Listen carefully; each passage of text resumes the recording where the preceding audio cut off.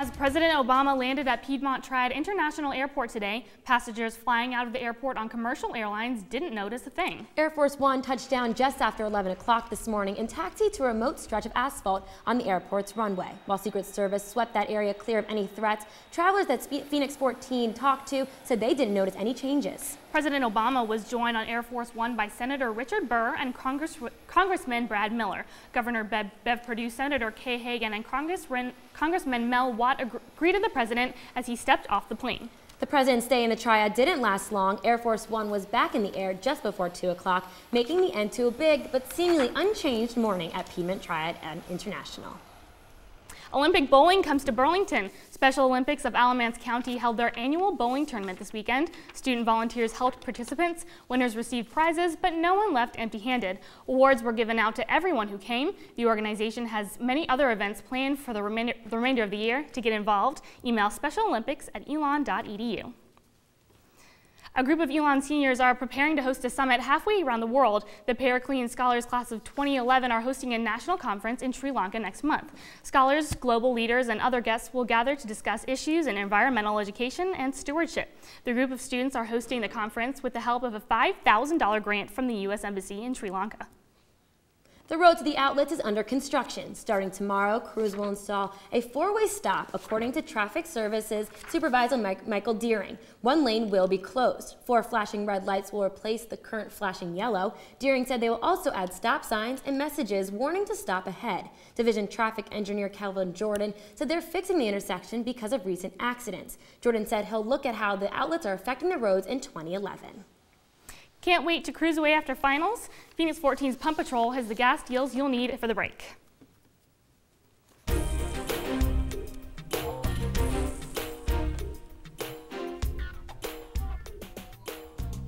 The cheapest gas you'll find this week costs $2.78 at the Citgo station on North Church Street. For almost 10 cents more, the Kangaroo near campus is selling gas for $2.86 a gallon, and topping your tank at the Marathon on West Haggard will cost you $2.89.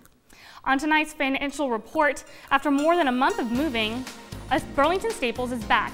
Monterey's Mexican restaurant closed in October and to move to the new location. The dining spot was popular among students for its cheap food and quick service. Now the new Monterey's, called La Cocina, is open for business. The restaurant is located in the Holly Hill Mall and offers the same menu and prices as Monterey's. Pine needles may be the only green thing Christmas tree farmers see this year. Sandy Holler Tree Farm says the sale of larger Christmas trees are down almost 50% from last year. To fight this, the farm says they're cutting prices. Burlington's Hall Tree Farm says their prices are consistent with years past, but they're also down a few sales from last year. The farm is offering trees as low as $10. Verizon Wireless will now cover 1/3 of the population. Still to come on Phoenix 14 News, holiday shoppers aren't the only ones competing for the best gifts. What you need to know about these shopping hotspots next. These former football favorites aren't just Phoenix anymore. Find out who's playing for who when Phoenix 14 returns after the break.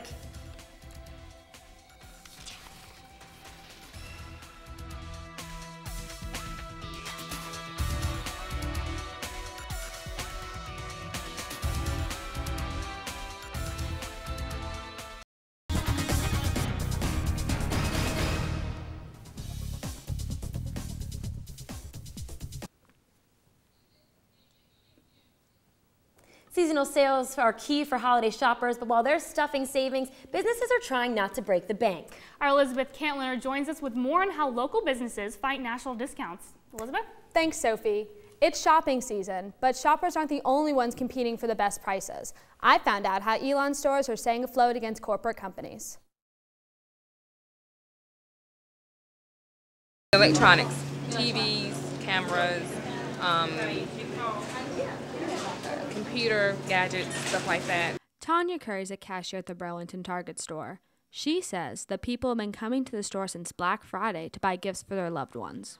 You know, it can be a Friday night and we're still slammed, no matter if it's, summertime, no matter if it's school time, wintertime, outside of Christmas or whatever. I mean, we're always, going. With low prices on the hottest holiday gifts, it is no surprise that so many people are shopping at national chains. During the holiday season, thousands of people come to stores such as Target to do their holiday shopping. According to Thomson Reuters, a company that measures same-store sales for 27 national companies, including Target, sales in November alone surged more than 6%, almost double their initial estimate of 3.6%. However, so many more people are coming to stores like Target for their holiday shopping. How are small boutiques faring during this happy season? We're kind of a destination shop, and Target and most other stores don't have our merchandise. Beth Kelly is the store manager of All That Jazz in Elon. She says that the store has not lost any business and that sales during the holidays have actually gone up, since college students from around North Carolina come into the store often. Chapel Hill, NC State, Wake Forest, if you're about an hour, even Charlotte, Appalachian, they'll drive to come here. Even though Target is right down the street, remember that there are many local stores like All That Jazz where you can get unique items at a low price. Target is open 7 days a week through Christmas Day. All That Jazz says they're open 6 days a week, but will close for Christmas. Back to you. Thanks, Elizabeth. Elon's annual luminaries lit up main campus for the traditional celebration of light. Lights lined the walkways leading up to Scott Plaza, where there was caroling, hot chocolate, and even Santa. More than 2,000 luminaries stretched from Mosley to Alamance, but even more were off the ground. More than 50,000 lights are placed in trees and around buildings, and there wasn't just Christmas cheer. Hillel observed Hanukkah by lighting the menorah. Now this is the story all about how the Greeks invaded the Jew town. We'd like to take a minute, just take a chair. We'll tell you how the miracle of Hanukkah happened there. No, it's not the Fresh Prince of Bel-Air. This is how Elon's Hillel celebrated the first night of Hanukkah. Students of all religions were welcomed to the party, which focused on celebrating the holiday with friends. Hillel opened the party to the Elon community, and partygoers participated in traditional Hanukkah events, including the lighting of the menorah, latke eating, and a competitive dreidel tournament. Hillel's treasurer says the party was a success. I think everyone's having a blast. There's a huge mix of people in there, Jews, non-Jews, everybody's in there having a great time. If you're not going home for the holidays, there's plenty going on around the Triad. The Singing Christmas Trio will return to Elon's First United Methodist Church next Friday. The Burlington Outlet Mall hosts a Christmas market on the 18th, featuring face painting, chair massages, and gift wrapping. If you are going home for the break, stop by the drive-thru nativity scene on your way out of Elon. For times and locations of these holiday events, visit our website at Phoenix14News.wordpress.com.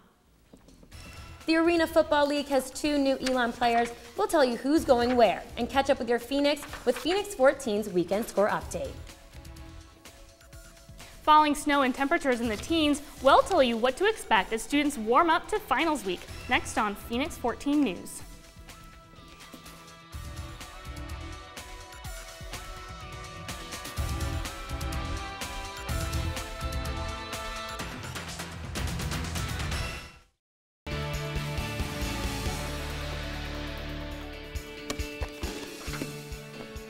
The weekend started off rough for Phoenix basketball as both teams came home with losing scores.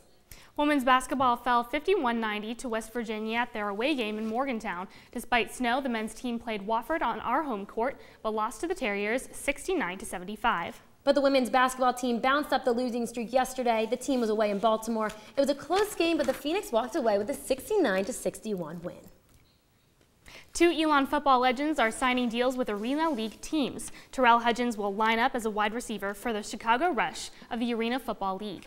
Hudgens previously trained with the Dallas Cowboys during preseason. At Elon, Hudgens led the nation for most receptions and receiving yards per game. Elon's Andre Campbell also signed a contract for the league. He'll be with the defensive line for the Columbus Lions, and last year Campbell was a first-team All-Southern Conference selection. Verizon Wireless will now cover 1/3 of the population. The company said at its news conference yesterday, Verizon launched their faster 4G network. Verizon says the new network is 10 times faster than the previous 3G. At first, only computers, not phones, will be able to access the network. But Verizon says it'll release its first 4G smartphone next month. The first snowfall of the season sprinkled Elon's campus in shades of white. You're looking at video of Saturday's snow covering the ground and cars at the Oaks. Flurries started in the early afternoon, but stopped falling by early evening. According to the National Weather Service, Burlington saw about 2 inches of the snow by the end of the day. Here's what to expect for the rest of the week. Tomorrow will be partly cloudy and windy with a high of 36 degrees, but watch out for those nightly lows. Temperatures will be in the teens. We'll see some sun on Wednesday as well as a 2-degree rise. Temperatures will go up the rest of the week with highs of 47 and 53 on Thursday and Friday. Both days will be partly cloudy. Your weekend weather keeps warming up with a high of 55 on Saturday, but there might not be much sun in the sky. Now take a look at this. Thousands of people trying to sing their way into the record books.